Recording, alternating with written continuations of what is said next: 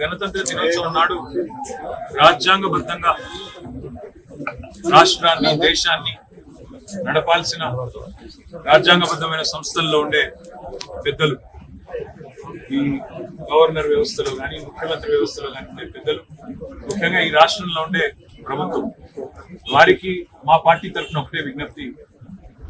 ప్రజాపాలన అంటున్నారు, ప్రజాపాలన అనే మాట పదే పదే వాడుతున్నారు. ఈ రోజు ఉదయం గవర్నర్ గారి ప్రసంగంలో కూడా అదే వల్లవేసే ప్రయత్నం చేస్తున్నారు.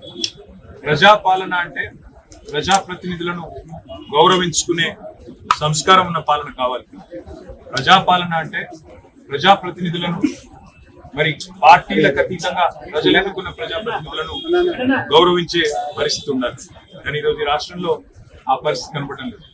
ఎక్కడికక్కడ మరి కాంగ్రెస్ పార్టీ నాయకులు వారి వ్యవహారం ఇవన్నీ కూడా ప్రజలు చూస్తా ఉన్నారు. ప్రజా ప్రతినిధులని గౌరవం కూడా లేకుండా మరి ఇవాళ విపక్ష ఎమ్మెల్యేలు కానీ విపక్ష ప్రజాప్రతినిధుల పట్ల కానీ ఏ రకంగా ప్రోటోకాల్ జరుగుతున్నాయో, ఏ రకమైన అవమానాలు చేసే ప్రయత్నం ఈ ప్రభుత్వం చేస్తున్నదో స్పష్టంగా కనబడతా ఉంది. ముఖ్యంగా ఈ నెల 30 తారీఖులు నాడే గౌరవనీయులైన సర్పంచ్, రాష్ట్ర వ్యాప్తంగా ఉన్న 12,769 మంది గౌరవ సర్పంచ్లు ఎవరైతే ఉన్నారో వారి పదవీ కాలం ముగిసిపోతా ఉంది. పదవీ కాలం ముగిసిపోయే లోపల ఆయా గ్రామాల్లో ఉండే కార్యక్రమాలను ఎక్కడెక్కడైతే పనులు పూర్తయినాయో, గ్రామ పంచాయతీ భవనాలు కావచ్చు, ఇతర కమ్యూనిటీ హాల్స్ కావచ్చు, వాటిని ప్రారంభించుకుంటామని చెప్పి సర్పంచులు కోరుతుంటే ఇవాళ దాన్ని కూడా బేఖాతరు చేస్తూ మంత్రులు రావాలి, ఇంకా ఎవరో పెద్దవాళ్ళు రావాలి అని చెప్పి వారికి అవకాశం దక్కకుండా చేసే ప్రయత్నం కూడా ప్రభుత్వం చేస్తా ఉంది. ఇవాళ నేను రాష్ట్ర ప్రభుత్వానికి డిమాండ్ చేస్తా ఉన్నాను, మీరు నిజానికి కాల పరిమితి ముగిసే లోపలే పంచాయతీ ఎన్నికలు పెట్టాల్సింది. లాస్ట్ టైం మేము పెట్టినాం. మేము ఆనాడు శాసనసభ ఎన్నికలు అయిపోగానే పంచాయతీ ఎన్నికలు పెట్టి కొత్త సర్పంచ్లను కూడా ఎన్నుకున్నాం. కానీ మీ ఆలోచన చూస్తూ ఉంటే మరి సర్పంచ్ ఎన్నికలు, పంచాయతీ ఎన్నికలు నిర్వహించే ఆలోచన మీకు ఉన్నట్టుగా కనబడుతుంది. అందుకే ఈ రాష్ట్ర ప్రభుత్వాన్ని నేను డిమాండ్ చేస్తా ఉన్నాను, మీరు వెంటనే ఒక ఎగ్జిక్యూటివ్ డిసిషన్ తీసుకోండి. మేము కూడా సమర్థిస్తాం.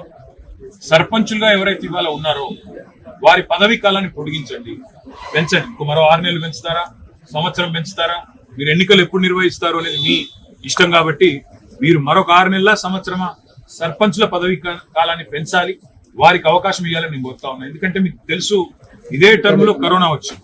పాపం కరోనా వచ్చినప్పుడు కూడా సర్పంచులు పూర్తి కాలం వారికి దాదాపు 2 ఏళ్లు వృధా అయింది.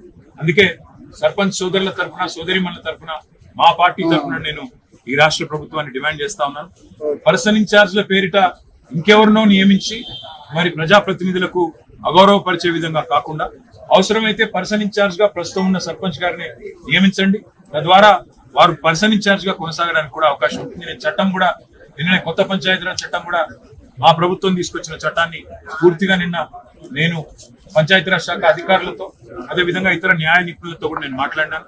ఇందులో ఏ రకంగా కూడా చట్టం మీకు ఆటంకం కాదు.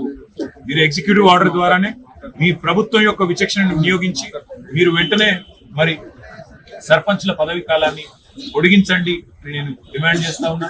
మా పార్టీ తరఫున తప్పకుండా మీరు చేస్తారని చెప్పి కూడా ఆశిస్తా ఉన్నాను.